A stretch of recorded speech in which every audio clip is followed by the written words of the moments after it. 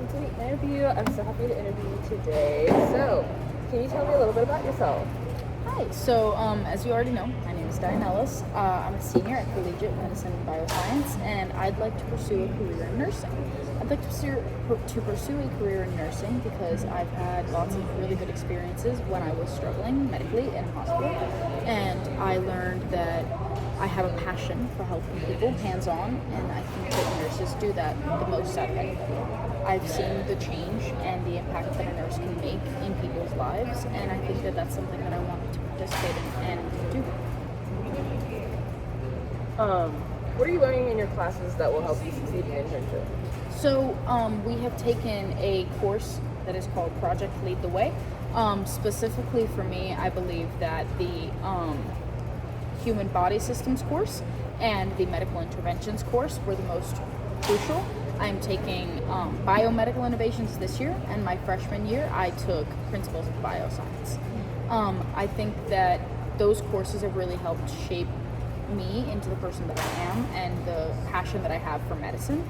I also believe that they have helped me have a core foundation on what medicine is, how medicine is handled, and all of the terminology and the placements of the many core systems that we have in our bodies. Can you tell me about one personal strength and one weakness? I'd say one personal strength I have is that I'm very headstrong. I can be very passionate about things that I care a lot about, and that causes me to have a really strong work ethic for the things that I care about, and even things that I might not necessarily have a ton of passion for. I still am very headstrong about making sure that I do my best, but I think that that also ties into my weakness. I think sometimes I care a little too much, so I get a little too involved, and I don't always take a step back and realize I need to think this through outside of my passion for it and think about the facts logistically. Okay. What about one time you made a mistake? Okay, one time I made a mistake, I would say was definitely when I was around 12 to 13 years old. I should have known better, but I did not apparently, and I handed the phone to my mother who was driving. I was on the phone with my grandmother in Cuba at the time.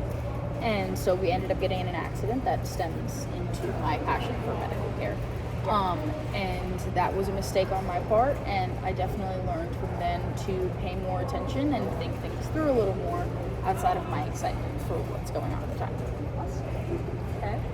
What is your greatest professional, educational, or leadership achievement? I'd say my greatest educational achievement would kind of tie into my extracurricular activities, specifically in HOSA, which is Health Occupation Students of America.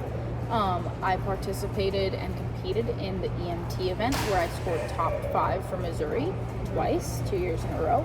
Unfortunately, I was not able to, I was qualified for international. I was not allowed to compete due to my partner not being in town, unfortunately. But I did qualify and I would have competed otherwise. I'd say that's my biggest achievement, definitely, because participating in EMT helped me learn a lot about immediate care and under pressure situations. So I'd say that's definitely one of my biggest achievements. Tell me about a situation when you were right but still had to follow rules or regulations that you disagree with. So I had a teacher who did not post an assignment. She did not post it. It was not announced anywhere. It was not on the board because the slides were posted. It wasn't on the board. The only place it was announced was on a specific website that does not notify you when an assignment is posted. I did not find out about it until approximately a week later.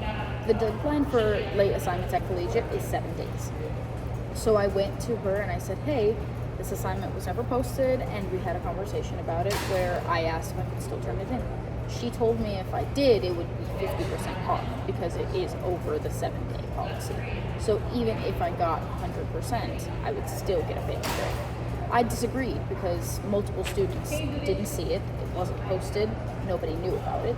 So I believed that I knew that the right thing to do was either excuse the students or allow them to do it for full credit.